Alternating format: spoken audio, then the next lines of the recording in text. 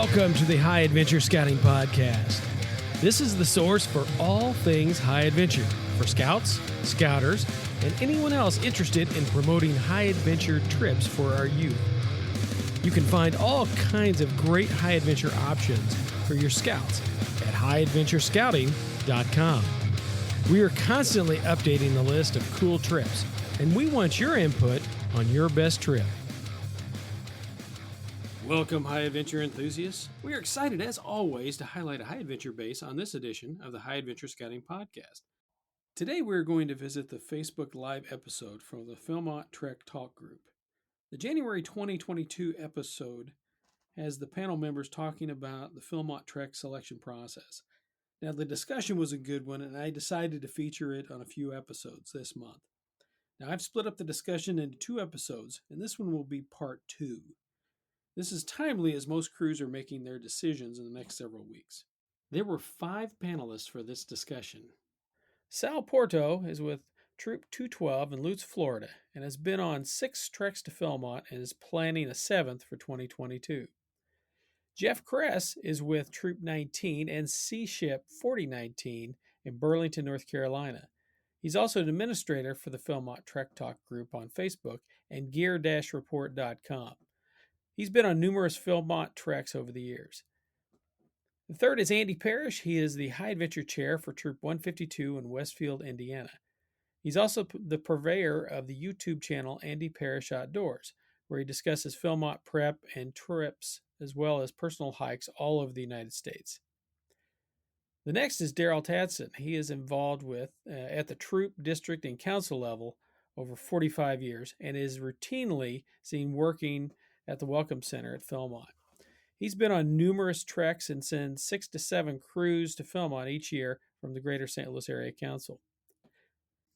The next is Scott O'Mary with Troop 259 in Plano, Texas.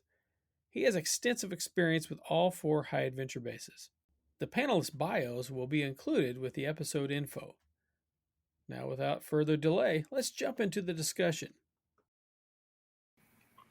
So why don't we, just in case we got anyone watching who hadn't been through this process before and is trying to figure out how to read this itinerary trek book, why don't we go through one of these and explain what everything here is? And do we have a volunteer? Anyone on the panel want to kind of guide us through?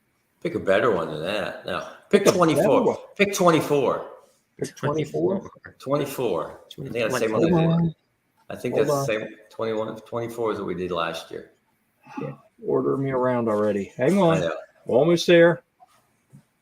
Oh, there we go. There we go. Yep, that's mine. Yep. I can do that. I did the year before you did, so we're together. They changed it a little bit. Okay, so you want me to start? Okay, you're camping. Jump right in, Scott, if I missed something. You're camping and hiking highlights. These are some of the highlights of your trek. You're going to do Baldy. You're going to go into Vilvadal. The Vilvadal is the land to the north of what we call Philmont proper, which is a Philmont property. So you get to go off Philmont property for a couple of days. You get to go to Greenwood Canyon, which is also off Philmont property.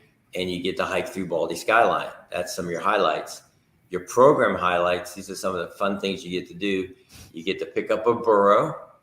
You get to do mountain biking, you get to do muzzle loading rifles, and you get to do cowboy action shooting. So those are 3, but not all the programs you do, but those are some of the highlights you get to do. And the mileage says 67. I tell people that's from camp to camp to camp, probably by the way the crow flies. I tell people take 20% of that, add to it, and add an extra 10 miles just for giggles and kicks. So I would take that one. If it says 67, I'd go to 70, add 14, and add another 5 or 6. So I'd guess 85 miles would be a good guess. What you're going to be doing, because the mileage does not count to say, okay, I'm at my camp. I got to do program. Well, the muzzle loading is not right at Miranda program. You got to probably hike a half a mile to get to the range. And you got a half a mile back. Well, you just did an extra mile. That's not part of the 67 miles we're talking about. Yeah. But it's without a pack in that case. That's without a pack, yes. Yeah. Right. Okay, keep on going. What else is down there? All right. Well, we got the map over here. Okay, you got the map over there. It starts off. It shows you where you're going to get dropped off. Lower right hand corner. That's probably a 6 Mile gate. You have 6 Mile gate, 9 Mile gate, and what's the next gate called? O'Neill. O'Neill, very good. Not 12 Mile gate. All right, your first day is where the 2 is. The second day is where 3 is. Next page will tell you where these camps are. There's your 4th day. There's your 5th day. And it shows you where you're going to pick up food, where you're going to do a conservation project. That's the little food sign, the little X and like the X and that's your conservation project is going to be there. And it shows you where you're going to go the next day after that. And it's going to show you the next day after that. Keep on going. It'll show you down into Baldy where you're going to pick up food. And it'll show you day number 10 as you hike back where you're going back there. It'll show you where you're going to end and where you're going to be picked up. Yeah, you use that page in conjunction, obviously, with the next page. The map there showing the 1s, the 2s, the 3s, and the 4s correspond to the second page. You know, the days, right. What you're going to do. And then also on this page, it says so it tells you about your conservation project. Day 5 is going to be at Ring Place. You're scheduled for 10:30 in the morning, and you're doing fossil fuel reduction, which that means you're going to be cutting down branches off trees and pulling them into the meadows when they do a controlled burn. We did that last year. It was very fun. And this last page with the blue bars, that's going to show you your elevation gains and your distance every day. So the first day, day 2, you have a couple miles there. Day 3, you go up to 10 miles. So they hit you hard on the second day of the trail. Then you drop down, then you go back up. And day 7, you're back up with over 10 miles. Day 8, you're low. Day 9, you're low. You're at 6 miles. And day 10, you're low. Day 12, you're even less than a mile on day 12. So would anyone else have any trepidation about this? Just from what they see on this right here on elevation gains and distance.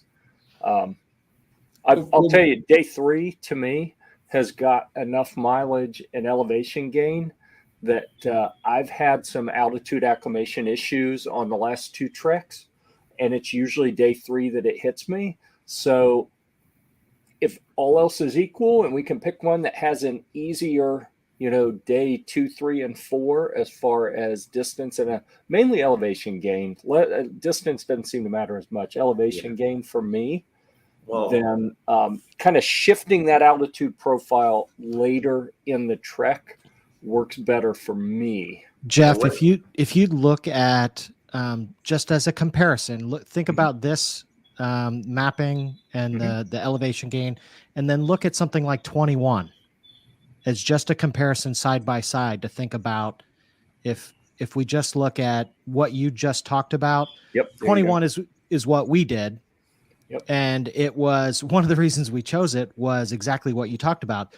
The distance and the elevation gain was much more moderate throughout many days into the trek. And then we still hit Baldy, but it was later on in the trek when we had all the elevation gain, all the distance. So we had a chance to kind of ease into our trek. And by the time we hit high miles and high elevation, we were in stride, and that was no problem. So that was something we looked at in the itinerary process that helped us rank something like this above something like 24, where maybe a lot of the activities are the same, but one is maybe a little heavier in the beginning and one is a little heavier at the end. Well, we chose one that was a little heavier at the end. Yeah, well, what I noticed on 24 compared to last year, this year, when you get down to 24, when you go to the second page. Well, I'm sorry, before you go there. Yes, sir. Go to the elevation gain on 24 again. I agree with Jeff and Indy's point about that peak on day 2 or 3 it is. But you're doing a lot of miles too. So it's not a straight up steep climb in this particular day. In fact, I was thinking, I don't remember that being a bad day. Well, no, they've changed it. Oh, okay. I think where Sal's going, look at page 2. Page 2, Jeff, scroll down. It gives you your distance on that day and the elevation gain and loss. Mhm. Yeah. Yeah. See, okay, day one, you're at camping headquarters. They drop you off and you hike to Anastasia. 2 miles, easy peasy. That's probably the easiest trek in the books. Mm-hmm. Next day is a beast because you're going almost 10 miles all the way to Dan Beard. Yeah. If you know Philmont, there's 2 ways to get to Dan Beard from Metcalf. You can go the long way through Cook Canyon, or you can go up and over and then drive the Ridgeline and drop into Dan Beard. Last year you stopped at Cook Canyon instead of going, and you didn't stop. That's right. That is right. You're so correct. They changed it around a little bit this year. I think they did that because the Sealy Canyon is now dry. One thing when you're going through this, the other thing that you might do not only in the book is get the map out. Yep. Lay the contour, the overall map, or buy a map from Philmont if you don't have one, so that you can actually put your finger in and trace the route. Yep, I would too. Yeah. Okay. Day 1, day 3, you go to Dan Beard, 10-mile hike. Your gain is 1,100 feet. Your loss is 345. You're going to stop at Metcalf Station and do railroading and blacksmithing. Again, both of those are weather. Blacksmithing may not be. Railroading definitely is a weather-related event. And then from Metcalf Station, you're going to hike all the way to Dan Beard. Next morning, you're going to get up and you're going to do the challenge events at Dan Beard before you leave for Sealy Canyon. Word of advice, what I would do if this was my trek for next year, I would try to get to Dan Beard before 2 o'clock, and maybe you could squeeze that challenge course in the day before, as opposed to doing it first thing in the morning. Then you're going to hike the Sealy Canyon, which is if you notice on front of Sealy Canyon, it says D for dry. It is a dry camp, so your water is at Dan Beard. There is no water between Dan Beard and Sealy Canyon. I'm trying to think if there is any. Hey, Sal, before we go past day 3, 4, Okay. if I'm not mistaken, your ranger departs your crew before you head out for Sealy Canyon the next morning, correct? Correct. Yes. Morning of day 3, he will be leaving your crew. Yep. Yeah, morning of day 3. He's with you for 2 days, Anastasia and Dan Beard, those 2 nights. And that's for every itinerary, not just this one. Correct. Yeah. Okay. Sealy A side note for anybody who has been there before, Sealy Canyon used to be a trail camp. It is now, or it used to be a staff camp. It is now a trail camp, and it's dry. When it was a staff camp, they had a water buffalo. So that is a change this year. And also, there is no program at Sealy. Prior, they used to do search and rescue there, but they've moved, since it's a trail camp, they don't have a program. So just be aware of that it's a change for this year. And I don't think the closest water to Sealy Canyon is Dan Beard, unless you walk over to. There's a couple of, and this is another point for having the map. There is some windmills along the way, particularly at what I call Lower Betty Lake. Yeah. Sometimes there's water there, sometimes there's not. Yeah. So these are good details to kind of give people an idea of the things you want to think about, but we don't need to explore every one of those details. Okay. This is more of how do you read the. Okay, gotcha. Okay, yeah. So let's just go back. Okay, well, Sealy Canyon. Next day you're going to get up. Day 5 you're going to hike to White Man Vega. It's only a 4-mile hike. You're going to stop and do your conservation project at Ring Place, and also pick up food at Ring Place. There we go. It's highlighted. Next, after you leave Ring Place, you're going to keep on going to White Man Vega. Next morning, you'll get up, do mountain biking at White Man Vega, and then you're going to go to Iris Park, which is a 6-mile hike from White Man Vega to Iris Park. Both White Man Vega, Sealy Canyon, and Iris Park are leave no trace camps. So what that means is there's a different way to hang up bear bags, which your ranger will teach you. There are no red roofs. If you know what a red roof is, the outhouses. That means you will have to be doing cat holes for your restrooms. After you leave Iris Park, which is a trail camp, you will hike to Upper Greenwood. That's one of your longer days. That's 11 miles going uphill most of the way. It's a low impact, leave no trace trail camp. There's nothing to do there, but just kind of chill out. Next morning, you're going to get up, keep on going up. If you look at the map, you're going to climb Mount Baldy, and then you're going to go to Copper Park. If you look at here, you see, and you notice there what you want to look at as you're looking at these things. Look at that altitude gain. Yep. You got 14, 2,000, another 2,000. A lot of altitude gains there. Yeah, it's doable. Next day after leaving Copper Park, you're going to hike over to Baldy Town, and you're going to do the history of Baldy Town, mining history. You're going to pick up food at Baldy Town. You're going to go to Miranda and do muzzle loaders, tomahawks. It's a fur trapper rendezvous. Next morning, you're going to get your burro pickup at Miranda and hike to Plano. Plano is a Continental Tire and Lumber Company. You will do spar pole climbing, and they also have a campfire. Campfire program is a song singing by the staff. I would highly recommend try to get a camp, do an itinerary that has one of those because they are awesome. Next morning, you're going to get up from Plano and hike straight to Baldy. If you notice there's an S in the corner, that means it has showers. That is your only shower on the trek. You drop off your burro. You're going to do Western lore and branding. You do horse riding. You do chuck wagon dinner, which means they will feed you. You don't have to carry your food for that day, of supper at least. And they do a cantina show. Next morning, you're going to hike after you do cowboy action shooting. You're going to hike 1 mile to the pickup area. The bus will pick you up and will take you back to base camp, where you do the awards campfire that night. A comment on the burro, and it's noted in there. If your itinerary says burro packing, picking up a burro, you must do it. You can't opt out of that. Say, well, I don't want the burro. Well, you don't have that choice. That is true. And also horseback rides, if you have anybody over 200 pounds, they cannot do horsebacks. Right. And the upper lowercase trail campaigns. Upper lowercase, all uppercase is staff camps. Lowercase are trail camps. The difference between those, pretty easy. They have staff there. So you'll have other staff there will help you if you have questions or something like that, need something. The trail camps, there's nothing there but you. There may be another crew there. There may not be another crew. You may have the whole camp to yourself. It all depends on the time of day and time of year and the camp. It's at the bottom, it says campsite elevation.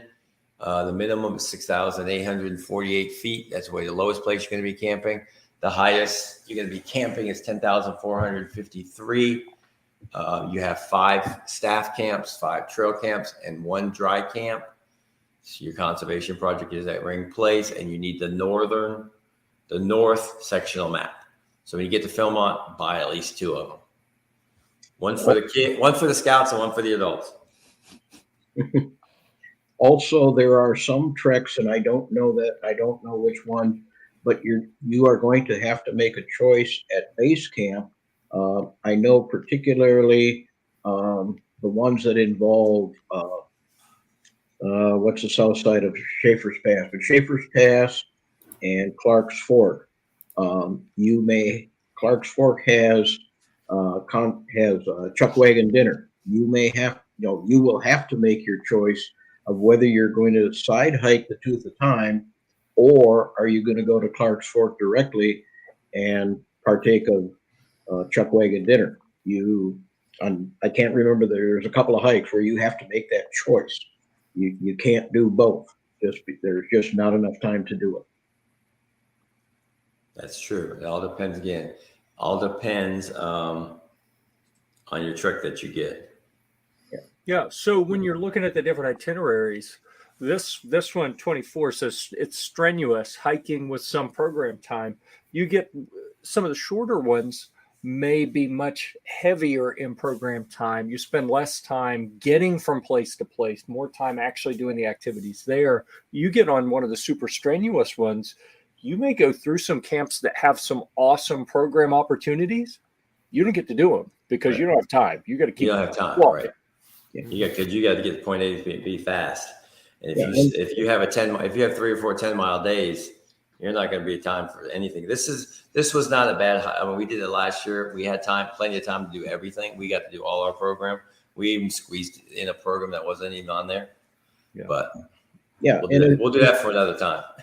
As you move through the itineraries 1 to 35, the lower numbers tend to have more program and less hiking. And as you move through them, the distance and the hiking becomes stronger.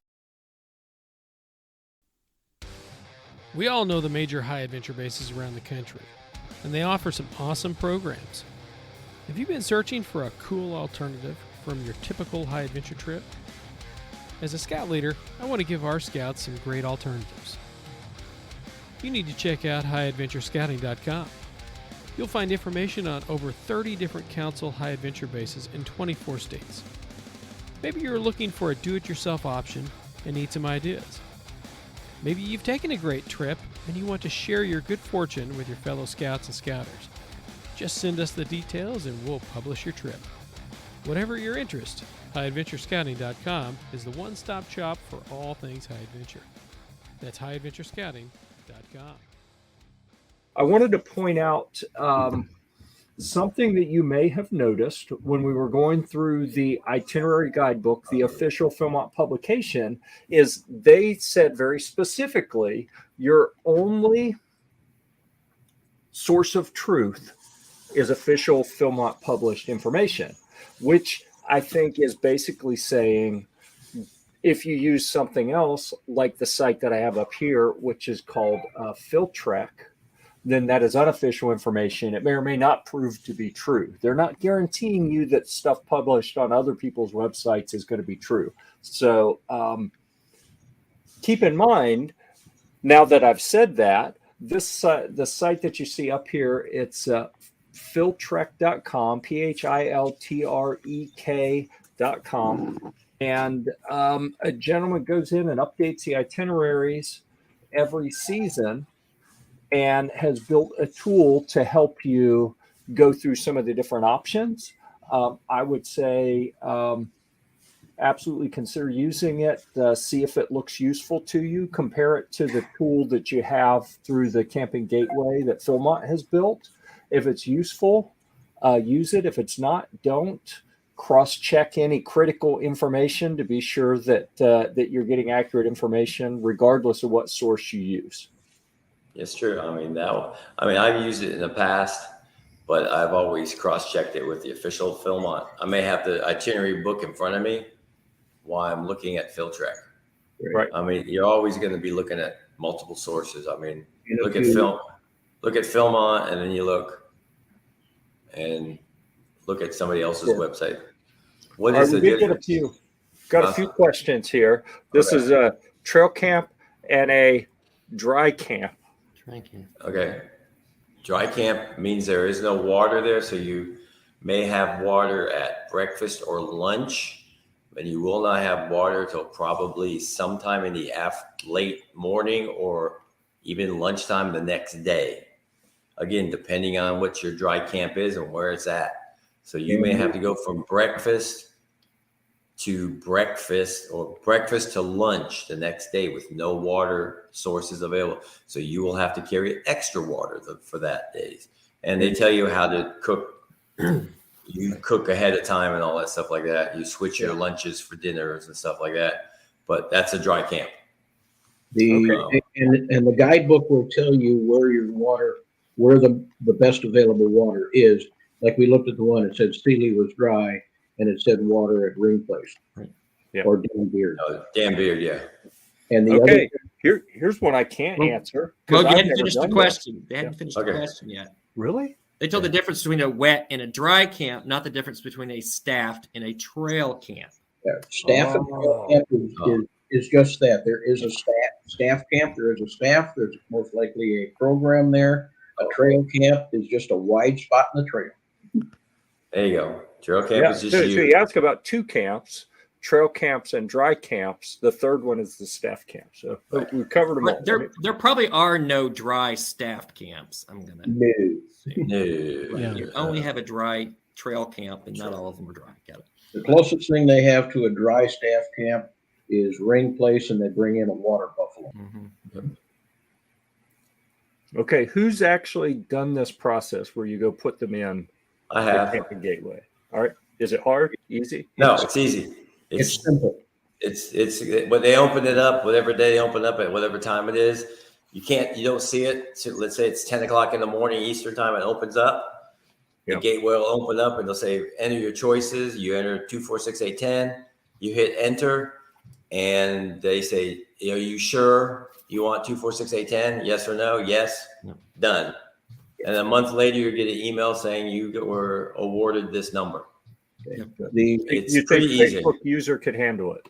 Yes, Mr. Facebook user is a well-educated scoutmaster. I suspect Facebook user has had experience trying to enter merit badge classes in some summer camps, and those are sometimes awful, and the system crashes. So yeah, this is great. It's really easy. Yeah. The housekeeping process is really simple.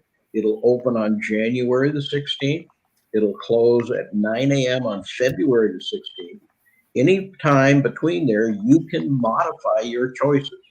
And it doesn't matter if you get them in on day 1, January 16th, or February the 10th, because the algorithm for the lottery doesn't run until it closes on February the 16th. So you have time to modify it, Hey, Daryl, to that point, I would kind of recommend going in there early, even if your crew hasn't selected, and just put in some draft selections in there just to get familiar with it. The last thing you want to do is the last day and try to figure it out. Yeah. I mean, once it opens up, it's really easy. On the Philmont side, nothing's going to happen until February 16th. Okay, so we kind of touched on this earlier. What do you do if they pick something that not everyone can handle? Well, in this case, if you're talking about super strenuous and physical, make an honest assessment and say, can the individuals who are saying they don't think they can do it, could they get in shape? You got 6 months. More reason to do the training ahead of time. Do you think you can get there? I would like to see everybody in the crew, be challenged. And then there's being challenged out of your mind, and you're no way in God's green earth you're going to do it. But, stretch yourself a little bit, and, overall, I would say the trek is, 80% mental. A lot of it is mental. Physical, it's 80% and 30% physical. Well, and I think you will have situations, though, where you may have some scouts. And I think this question may be from the point of view that I've got a scout or multiple scouts that physically are not going to be able to handle this. And I know that as an advisor before we even make the selection. If that's the case, I'm bringing that up at least a little bit, saying, I'm not sure this is maybe appropriate for our group. I love that, we're interested in that. Maybe that's something we can work towards. But hey, why don't we take a look at some of these other ones that still have some of the activities that you want to do, but are now in the strenuous category, or maybe a tier down below that. So you can kind of guide them. You don't want to make the choice for them, but you do want to look at it and have the adults and the scouts in mind and say, what's our best case scenario? If we took 6 months and trained really hard, where could we be? And motivate them to press as far as they can. But your scouts better than anybody, and look at that and try and help them make selections that are going to be great fits for them, with still allowing them to challenge themselves and push beyond maybe a little bit of what they're comfortable with. What itinerary can we be successful with? You don't want to set yourself up for failure. Absolutely. And I've been. That may be a different conversation with a group of 14-year-olds that are 100 pounds soaking wet versus a bunch of 17. Absolutely. Too. Yeah. Well, I can tell you, last year the crew that I was with, we had all variety of folks. We had some that honestly, I don't think it mattered what trek we picked, they were going to struggle. And it was the unfortunate and I believe correct decision to invite them to not go on the trek. And then we had a couple that were encouraged to get in shape so they could handle what we did. And most of them did. One of them didn't. And that one had issues on the trail. So I can tell you, as uncomfortable as it is to address it before you hit the trail, please do, because it is absolutely miserable when you have someone who breaks down on the trail and just can't. We were in the middle of an eight mile day, and someone just stopped. Can't do it. Can't go any further. And it was someone we had identified early on and had to get in shape, and their feet weren't held to the fire. They weren't made to actually get in shape, and the whole crew paid for it. So I would say during trek selection, if you've got some people like that, consider that and encourage them for less strenuous.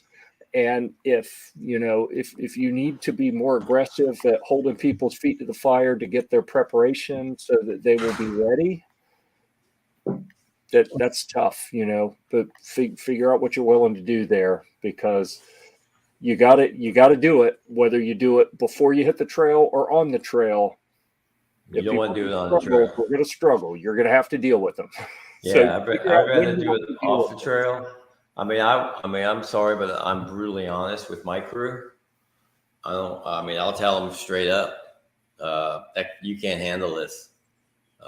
This trek is way too much for you. Unless you plan to lose 30, 40 pounds or get in shape, you ain't going to make it. It's kind of hard for a 14 or 15-year-old or even 16, 17-year-old kid to hear that sometimes. But just brutally honest with them. Say, hey, I'm sorry. I do it to the adults too. You ain't going to make it. They'll look at me, I want to go to Philmont. I know you ain't making it. You're way too short, as they say. Can we hire you're way too short. To yes. Cruise? Okay. Oh, I'm sorry. I always tell the adults you're just too short for your weight. So you should be 6'9" to make it to Philmont. But I don't have a weight problem. I got a height problem. Yeah. There you go. Yeah. A comment I would like to make, and I had a discussion with Steve at the ranch today. There's a couple of itineraries that go into Little Castile Mountain or Little Castile Camp. If you're a June itinerary, hiking the Little Castile Mountain is off limits due to the elk calving season. That's a New Mexico state rule. Last year,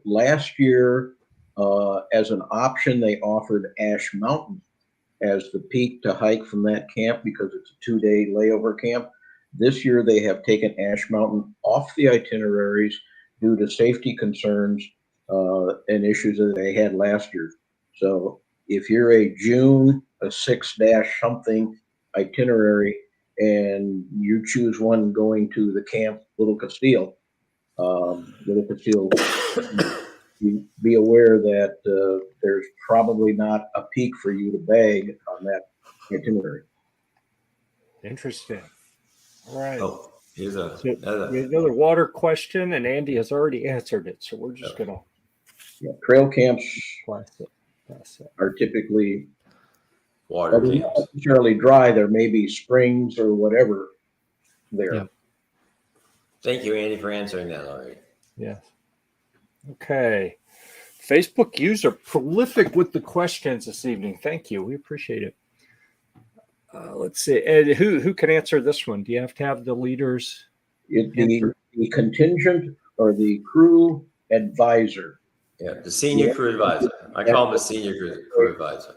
And the crew advisor is the one who enters the itinerary choices. Every crew will have what I call him a senior crew advisor, senior adult leader. He's the guy who enters the stuff in the Philmont Gateway. He's the only one who has access to the Philmont Gateway. Nobody else does in that crew. Right. So if there is a contingent advisor, he or she has access to all of the itineraries that he has in his contingent. correct. Okay, well, that has exhausted the questions that came in. Thanks to all the folks who submitted questions. Thank you Awesome. to our esteemed expert panel. No, Once again, knocking it out of the park. Anything else anyone wants to cover before we wrap this up?